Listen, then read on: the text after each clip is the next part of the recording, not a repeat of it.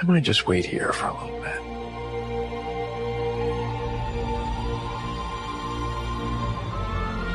Let time pass.